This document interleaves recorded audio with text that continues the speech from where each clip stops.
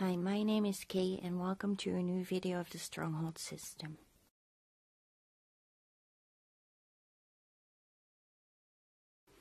So my name is Kay. I'm one of the originals in our system. I haven't made a video yet, and I wasn't necessarily planning on it either.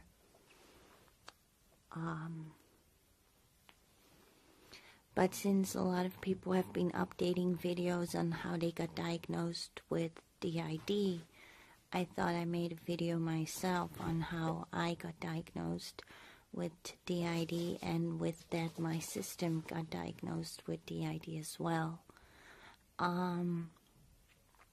So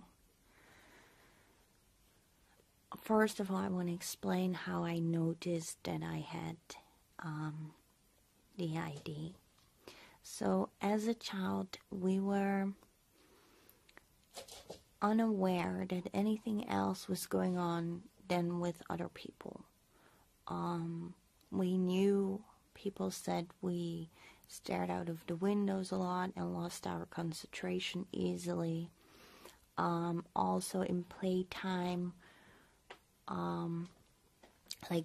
after playtime was over, all the other kids would go back to their student mind or whatever, right? And they were like, when the bell rang, they were ready to go back to school and do their schoolwork. Well, for me, that was a lot more difficult. I stayed in the role that I had during playtime.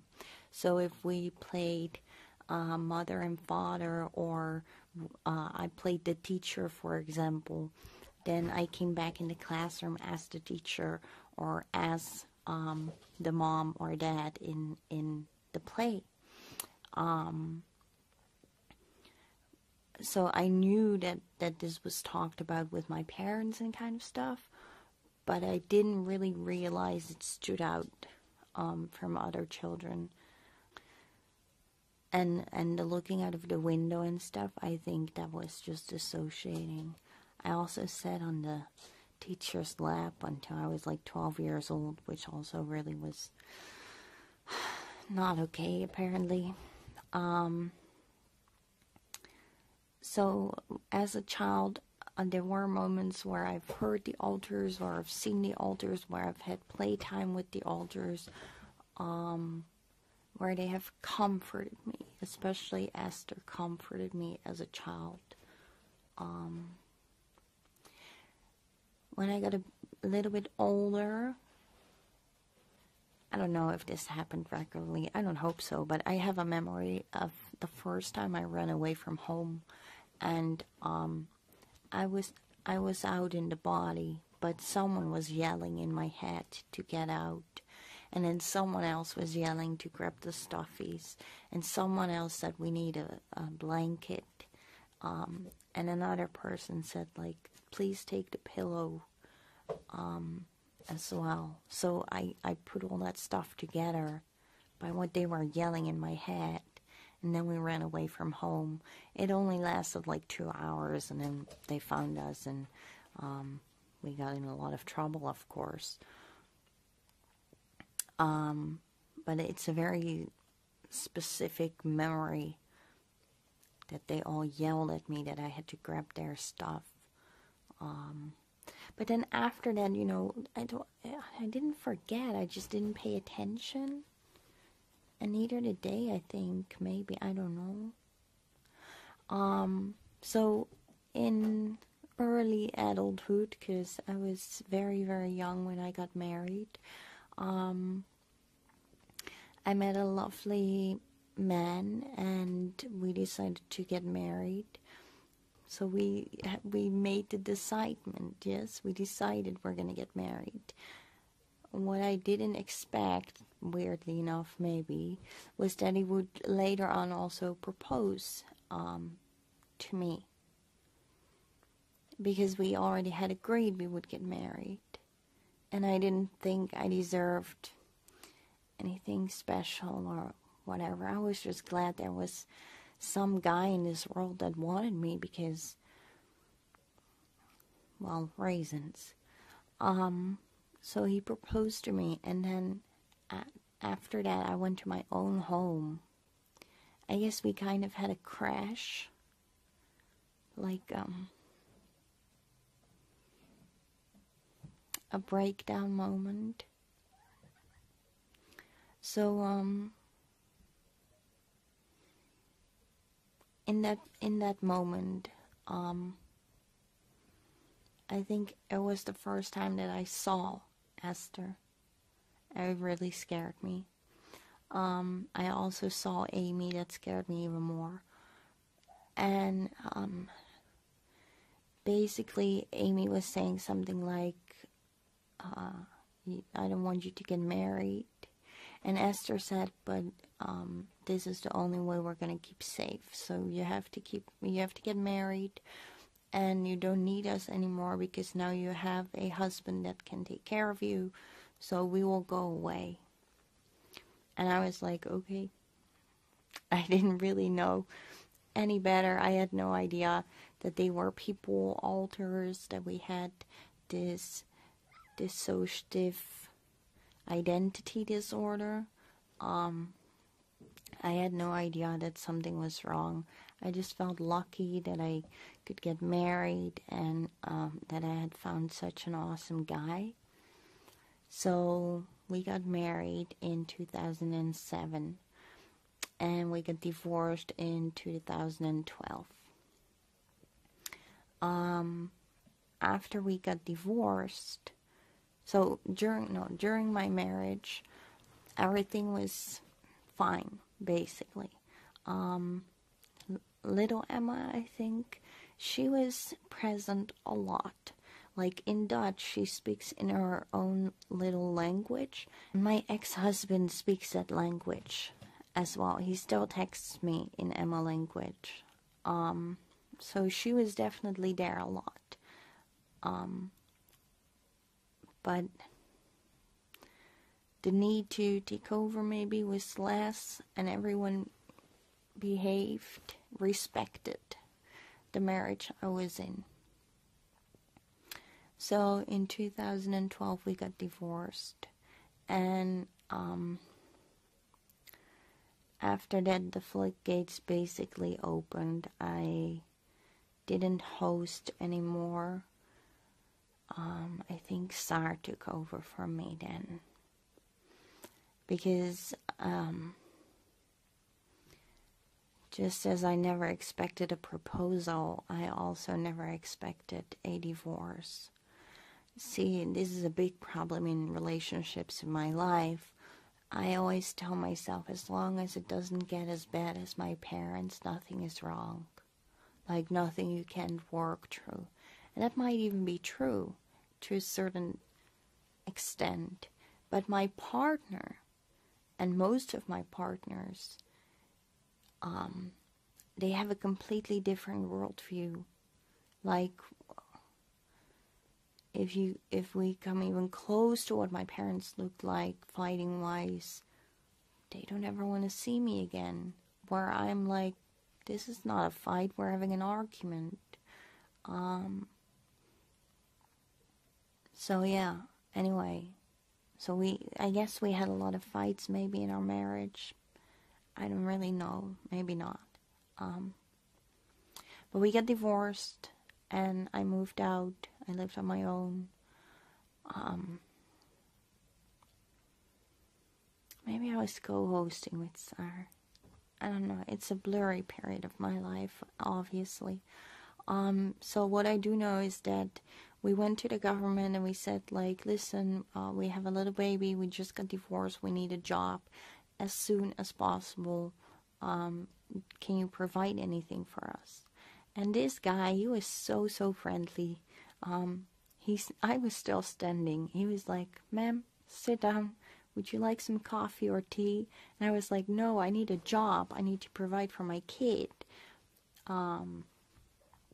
So he like set me down with some water, and he had a conversation with me, and he said, maybe it's a good time. You could take a little break. Take 6 to 12 weeks to like really regain your energy and your strength before you go back onto the workplace.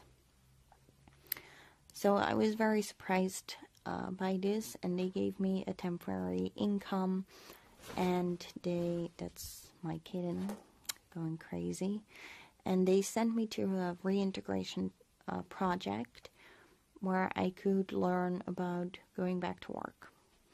Even though I did work when I was married,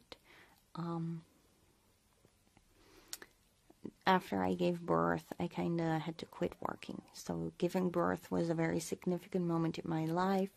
I was sick for 9 months when I was pregnant. Then giving birth was like 3 days of hell. Sorry, kiddo, if you watch this one day, you were worth it, but it was intense. And I don't know, I guess I just didn't really deal very well with the pain, and I dissociated a lot more after I gave birth, and when he cried, I got really anxious, so I wasn't doing very well. Anyway, so they sent me to this project. There were a lot of young people there. There's nothing wrong with that, but I just had a completely different lifestyle, right? After we were done with class, they went to the bars. I went home to be with my baby. So we had quite a different life. And I noticed that more and more often after class was over, I came home later and later. Not that my baby was alone. Please, everyone know that my child has always been safe. He was in daycare, so I just picked him up later. But I noticed that I started to lose time. Then I started to notice that Sar entered in a relationship with someone from this project. And that's when Sarah started to host or take over more, or like I didn't want to have anything to do with him. Not necessarily because of who he is as a person. I do know him. He's a nice guy. It's just I was in a divorce and Sarah was not. So in this project we were doing, I also had a weekly visit with a psychologist.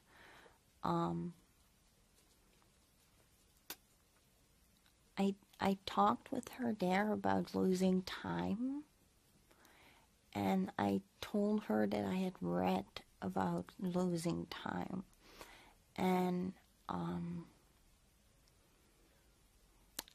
I gave some hints, I guess, as to the ID. So one day, near the end of the project, of the 12 weeks, I guess, Amy got in a fight with Sarah's boyfriend, and she slammed the door of one of the rooms, and we were taken into a little office with our caseworker and the social worker and the manager, and they said, like, you just slammed the door. And I said, no, I did not. And they said, yes, you slammed the door, and we don't normally see that behavior in you. So we were wondering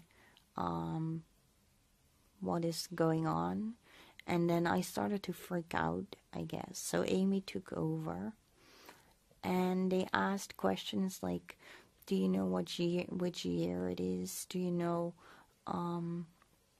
the date? And do you know if it's like summer or winter, or what else do we have? Autumn or spring? And apparently Amy didn't answer those questions very well, but also not bad enough for them to say, okay, you can't go home. So they let us go, and I remember being out on the street and hearing all this screaming and yelling going on inside, I wasn't sure if it was also coming out of my mouth. I know that I thought, I cannot yell in the middle of the street. I cannot yell here. Please be quiet. And then everything went quiet. And I only found out later what happened. So apparently Esther, our alter Esther, she walked back into the office. And she asked those people to come back together. And she said, I'm really sorry. But I can't lie anymore. And I'm pretty sure we have DID. We have all these altars. I can see inside, and I can see at least 20 of them. But please don't tell Kay or any of the others that there are so many, because they only think it's a few, and they will freak out. But we need help. So I didn't know about this. So I got home, I took care of my kid, and the next day I went back to the project. And I was asked not to go to the class, but come into the office. And they sat me down, and they basically explained what happened the day before. And I completely denied it. I said, no, I was there with the conversation. I know you called me into the office. I was there, and this coworker of yours was there, and this coworker was there, and the psychologist was there. And they said, like, do you remember which part of the year you said it was yesterday? And I was like, well, summer, because it was summer. And they said, no, you said it was spring. And I was like, no, I didn't. Or I was just confused. So basically, I didn't really want to. I wanted to accept the diagnosis. I guess I agreed. I had looked up, or maybe I think Esther just left open some tabs. I don't know. I knew about DID. I also knew I couldn't have it because, you know, my parents fought a lot, but that doesn't give you DID, and nothing really happened to me besides, you know, my parents having a lot of fights. So I didn't really see how that was possible. But yeah, so I was in denial a lot, and I also felt very scared that they would lock me up or send me away, or would just think I'm absolutely crazy. So from there on, a couple of months later, I had a conversation with a psychiatrist, the psychologist, and my social worker, I guess she is, caseworker, whatever. So we went there, and then we had to wait in the waiting room until it was our turn. And while we were waiting, I got really scared. And I also got a lot of critique on the inside from people saying, you're gonna F this up. Because you're not willing to see the truth, or you're not able to see the truth. So you're gonna mess this up for us. And that's when Esther took over. But I was very close by. So we walked into the office, and my social worker told the psychiatrist, I came here with Kay, she was with me until we had to wait in the waiting room, and when the waiting took too long, she went away and Esther came. So this is Esther. There was also a nurse there, and that was maybe there for school. I don't know, she asked some inappropriate questions. Anyway, so that lady was there. Psychiatrist was there. They asked a lot of questions about my past, how I grew up, how I experienced my life, if I dissociate, if I lose time, what that looks like, what it feels like to dissociate, that kind of thing. And then they talked about me being abused, or us being abused. I don't really know. The body, I guess, got abused. And then I took over from Esther, and I said, sir, thank you very much for meeting me, but I don't think I have DID, and I don't think any of what I just said is true. So I'm just gonna go home now. I'm obviously crazy, and I'm just gonna go. So they didn't forcefully stop me, but the guy was like, please let me explain, it's okay. My social worker explained a lot to me. I still feel overwhelmed by that moment. I see a lot of people very happy getting diagnosed with DID. They really want that diagnosis and they want that validation. I wanted the opposite. I wanted someone to say, no, honey, it's all not true. This isn't happening in your life. You can go home and take care of your baby now. Oh, God. But that didn't happen. I did have DID. And he referred me to a specialist center in a different city. Yeah, they did some extra tests there. But that's basically how I got diagnosed with DID. And now I want to end this video because I got really upset and that was not supposed to happen. Thank you for watching my video and for meeting me.